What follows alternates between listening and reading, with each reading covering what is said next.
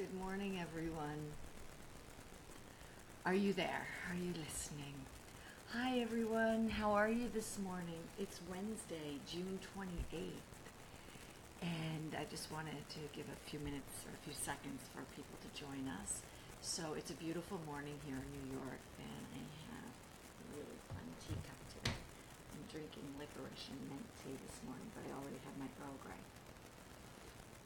Anyway, good morning to everybody, and I have a really special morning for you. Good morning, Jean, Francois, Urbain. Good morning, Eugene Seba. Good morning, Derek. I have a really special morning for you, and you may know the story of these particular women artists. And if you do, great, keep writing in and tell me what you know about it. And if you don't, hang in there with me for this story because we will get to some interesting things. Good morning, John. So for today, this is Smart Start. Okay, I'm sorry. So we are Smart Start. Can everybody hear me okay? I hope? Yes. Okay. So it is Smart Start. And I don't have my graphic for Smart Start. Good morning, Zach. So today I wanted to talk about, this is Women Crush Wednesday. I want to take you on a journey to Gee's Bend in just southeast of Selma, Alabama, in the deep South, United States.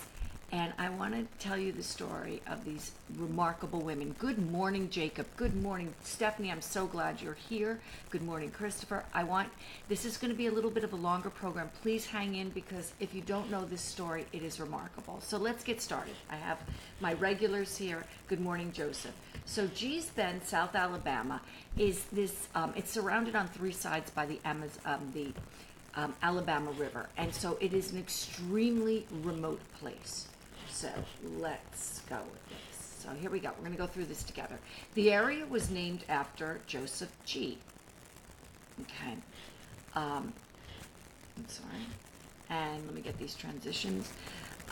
He sold the plantation to a relative named Mark H. Petway 30 years after he got it. Okay.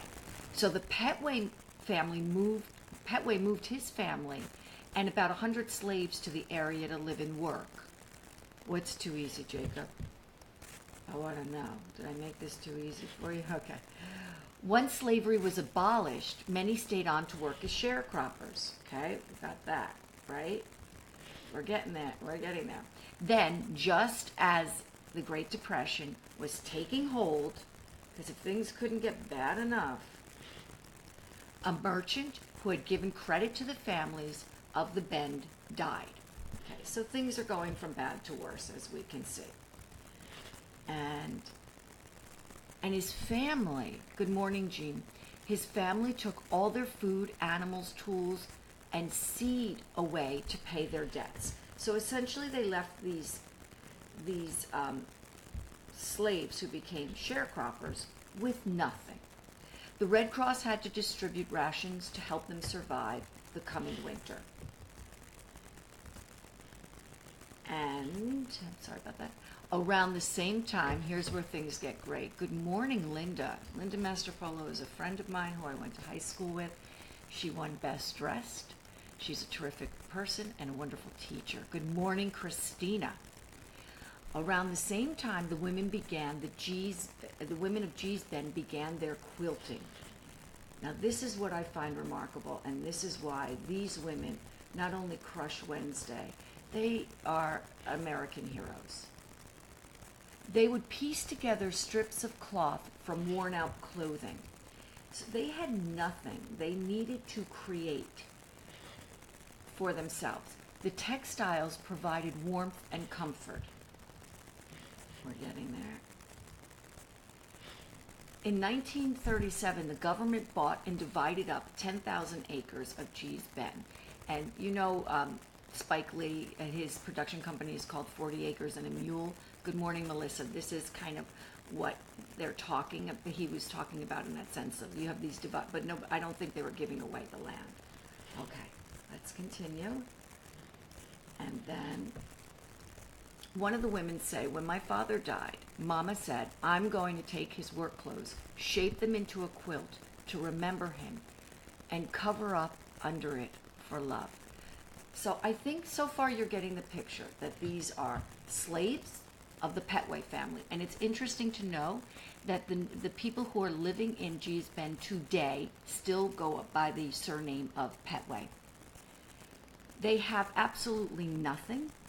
The situation goes from bad to worse, and then it goes worse again, you'll see, during the civil rights movement. And yet, they begin to create. They have no education in art history, in anything but survival. Okay, I'm sorry, I'm just pulling up. The local families bought up these tiny farms, right? The reason I did this is because I really want to give you a picture of the area. Despite their isolation, the townspeople were active in the civil rights movement, and Martin Luther King visited the area in 1965. Now, and local white officials made sure the black community paid a price. Dr. King went to Gee's Bend and he told these people, I'm going to semi-quote him, that they are somebody, that they are important people, even though they're so isolated and they have so little, that they matter, and that he would like them to come to the march on Selma and walk with them and be a part of that. And they tried very, very hard to get there. And unfortunately, the only way out was the ferry. And the local white officers decided to close the ferry. And they famously said, we didn't close the ferry because they were black. We closed it because they forgot they were black. So another blow to this community.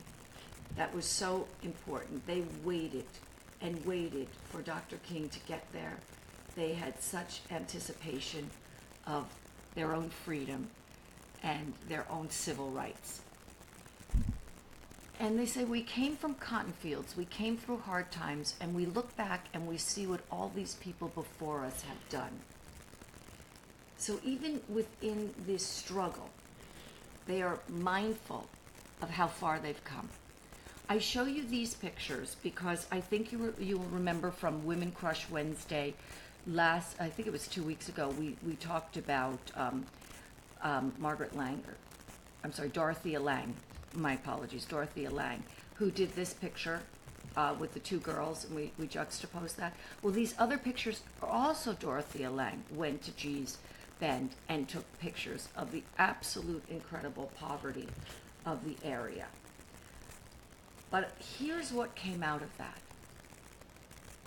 This is a quilt from that time, from the Petway women. I want to show you another one. Look at these quilts. And please comment. Hello, Kathleen. Please comment, everybody. I am so amazed by this work. This work was shown at the Whitney Museum, I think in 2003. It made it all the way to a museum. That was not the anticipation. That was not the goal. That was not anything that these women had in mind except survival, except to take the very few things that they had. If they had clothing and it was worn or it was falling apart, whatever they could find, and they would have these quilting groups and they would sew them together. And in the quilting groups, there's some fantastic films about this that you can find. Good morning, Mark. There's some fantastic films online that you can find. I'm by no means the definitive source here, and I would love for you to continue to hear the women themselves speak about it. They would be out in the fields all day, and they'd be working in their homes, keeping things clean, homemaking the way we all do, and we all still do. And they looked so forward to their quilting circles, so to speak. And it became an oral language as well, that they'd pass down stories and they would speak to each other. And so much of women's art has to do with craft, but it is now being raised to the level of fine art through scholarship and art historians. The women developed an improvisational and strikingly geometric style.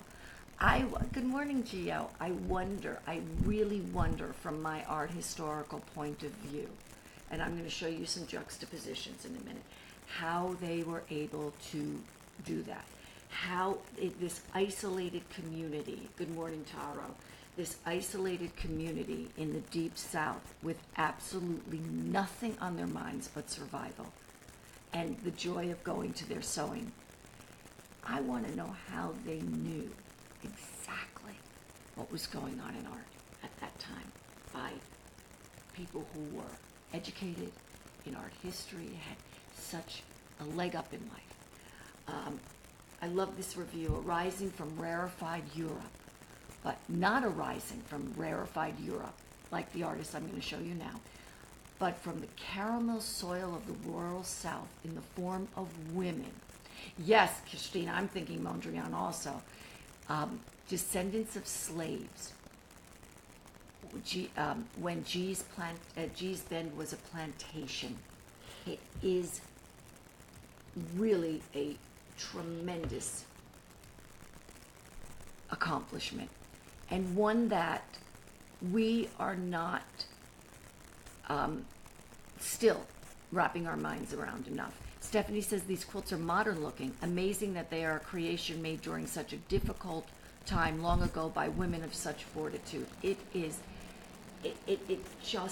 everywhere that I live. It's tremendous. The piece on the left is Hans Hofmann, a very important artist, mid-century, very important at the time, very important now. And the piece on the right is from one of the Petway women quilt.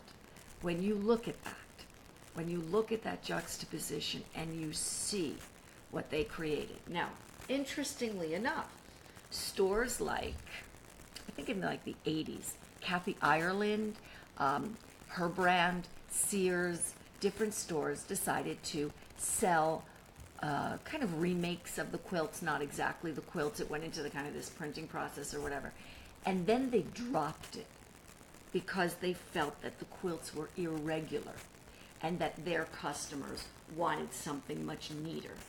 And, you know, I know you all know how I feel about that. It's within what is ever irregular. It is within the mistakes. It's within the chance. It's with everything that's within all of that is where the beauty lies. And so this notion of looking for perfection, please, who wouldn't want a quilt like the one on the left? The right? Who would not want that? Look at this. Can you imagine? I mean, I just can't imagine living in one of the most rural areas with a level of racism and hate, with absolutely no creature comforts whatsoever, working in the fields, and then you look forward every day to your art circle or your quilting circle, and you create pieces like this. And yet still in art history today, well, it's getting better, but we are not necessarily always sure that this should be included. But this work should be changing art history. Good morning, Chelsea, and good morning, Keith. The piece on top, the brown and red, is a Sean Scully, and the piece on the bottom, to the right with the red and the irregular looking pieces from the Petway women. And Michael Kimmelman, a really good art reviewer of the New York Times, says, imagine Matisse and Klee arising not from the rarefied soil of Europe, we read this before, but from the caramel soil of the Royal South. So it's interesting because Sean Scully and Hans Hofmann, they did not arise from that rarefied soil. Yeah, love that bottom one. I do too. They did not at all. They came from tradition. They came from a lot of education, very good education and understanding. And yet, these women created something. What is it? What do you think it is? I want to know what you think it is. Is it something that none of us really live in a vacuum, that we can feel culture around us? I mean, when you look at the women's work, I want to go to a piece. Where's my finale? Let me just go back to, when we look at this work, we see there's a cross-cultural aspect here.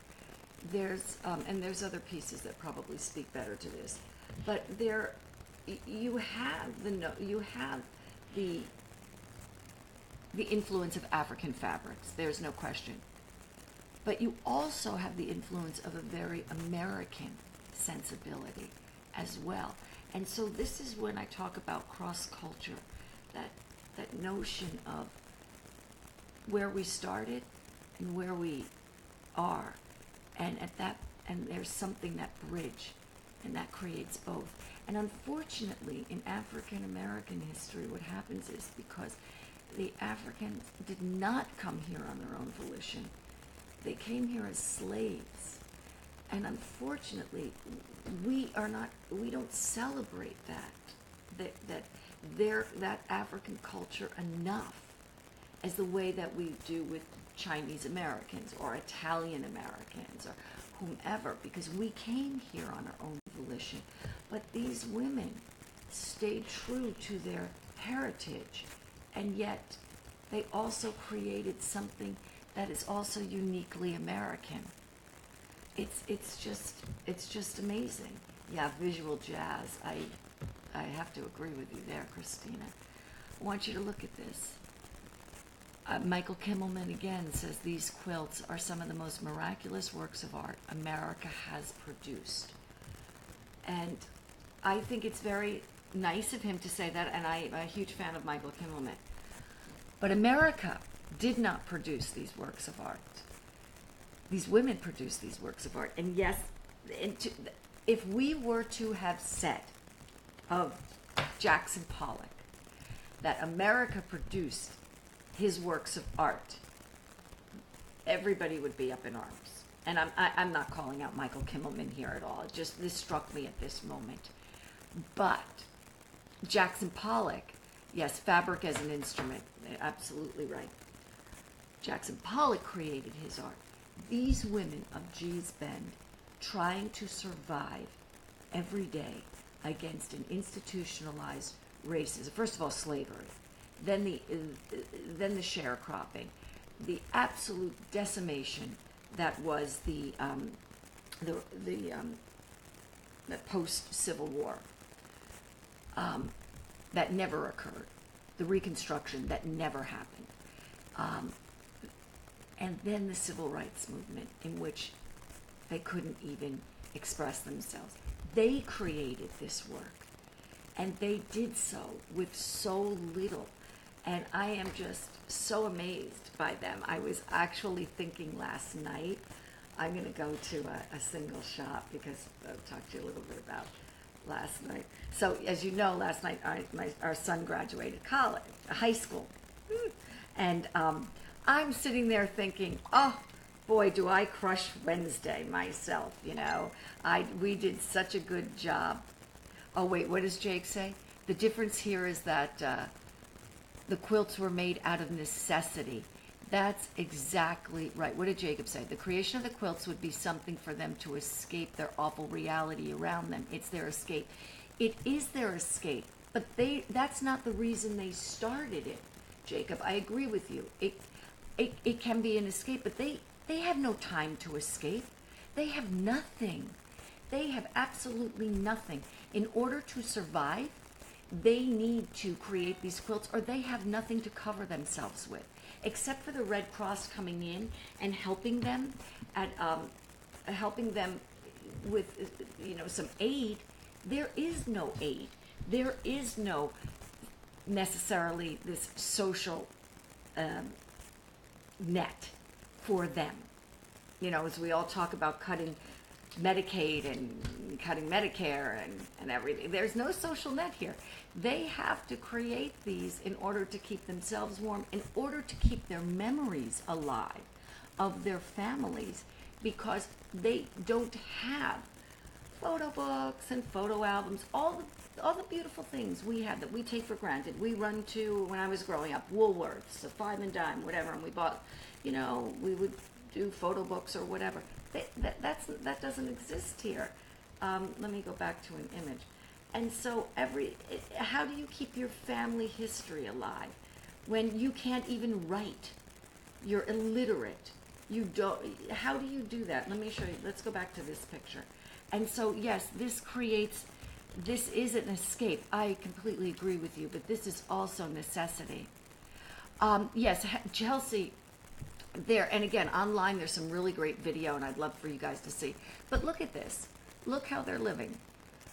They're luckily they have their sewing machine, and they're taking pieces and they're just putting them together. But these were collaborations of many women working together, and then they taught their children how to do this. And so this is passed down. This is tradition that becomes passed down. And for a long time in the art world, I'm just looking for another image for you guys. In the art world, what happened was we don't consider paper cutting like Chelsea does, and an artist whom I love, Song Shin. We don't consider paper cutting. We don't consider quilting. We don't consider it fine art.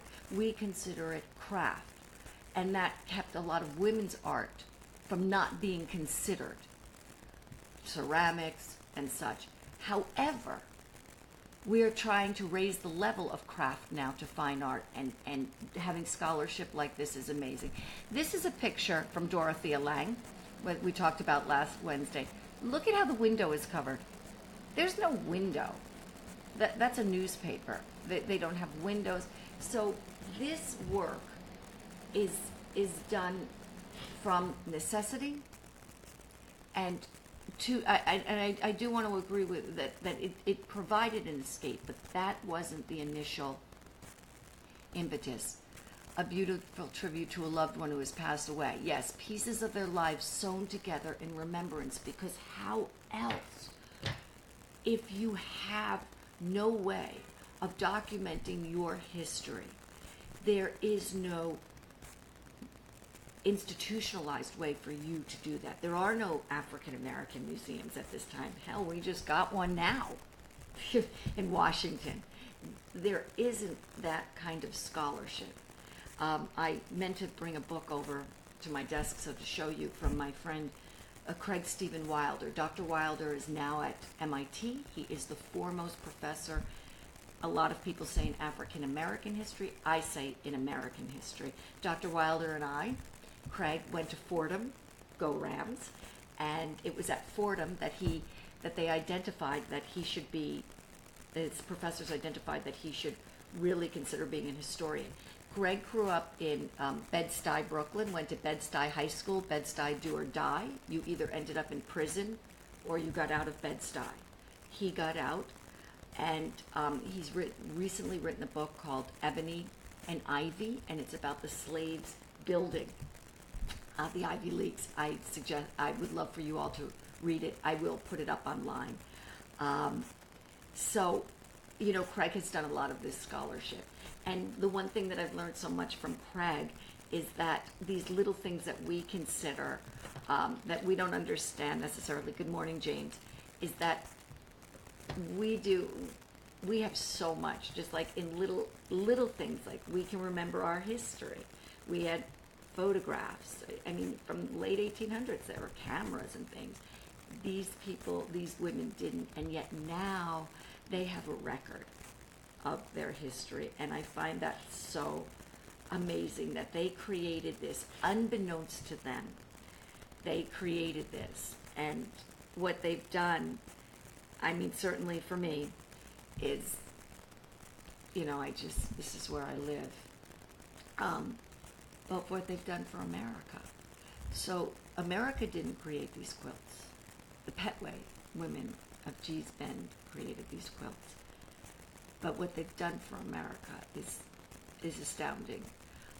So last night, as I was at my son's graduation, I was thinking, oh, I crushed Wednesday, and well, I did such a good job as a mom, and blah, blah, blah. And I want to show you a picture. That's William from his graduation. I'll put it up. Well, he'll kill me if I put it up online, so forget that. But anyway, there is one on Instagram. And then I finished with my ridiculous ego, and that can't even be seen. I then began to think about, as I was listening to speeches at graduation, I began to think about the women of Petway again. And I thought, if I could not do a good job in the 21st century with a great education, with having started out with so much in life, if I couldn't have done a good job, that would have been something to talk about. Because they had nothing, absolutely nothing. And they created this amazing, just these amazing, beautiful quilts that I would love to own. But I don't even know that they should be owned privately. I'd like to see them in a museum, for America to be able to see, for everybody to enjoy. Yes, Black history is American history. African American is American history. And unfortunately, and I don't want to get on a soapbox, I really don't. I'm so touched by these women. I went down, I recently took a trip to Charleston, South Carolina, when Dylann Roof was on trial. I felt very strongly that I needed to be at that trial, because that was American terrorism, and we don't use those words, and I don't want to get off on a rant, but because African Americans did not come here on their own volition, I feel strongly sometimes that their achievements, we can't celebrate them enough. And there's nothing more cross-cultural than African Americans, because they brought a culture with them, and then through a horrific event of slavery, and then continued with sharecropping and such, they continued to create a bridge and a new culture together that we all benefit from today. And so for the ladies of Gee's Bend, the Petway women, I want you all to look them up. I want you to look at the videos. I want you to see them. They sing. They have an incredible history of music. I want to thank you for giving us, without knowing, these quilts, this incredible beauty, what you created out of sheer horror. Just, it is the fabric of what America is. And oh my God, do women crush Wednesday. And so for women, and again, I'm not an inspirational speaker, nor should I be, but I do derive my inspiration from art. What I want to say to women is, whatever we're suffering, breakups, low self-esteem, body issues, all those things feel like, those are, I don't want to say it, but those are good problems to have, so to speak. What does Jacob say? Oh, thank you, Jacob. Those are things we can all deal with. Those are good problems to have. Deal with your breakup. Move on, okay? Move on. You'll be fine. Deal with your body issues. Exercise if you need to. Deal with your, whatever it is, we can fix. We can work on. We are so blessed in so many ways. And I ask you to look at the women of Gee's Bend and see what they did in absolute poverty, slavery, sharecropping, and look what they created, and look at the history they gave us. If you need inspiration, go to them. Thank you all so much for watching today. Please look at the videos. I'm going to post Craig Wilder's book. I really want to hear what you say online. To the women of Gee's Bend, oh, My God, I'm going to come for a visit. I really must. Thank you all so much. I love being here with you. I really do. Thank you. And I will see you tomorrow. Okay, we're going to talk some theory tomorrow. Bye, everybody.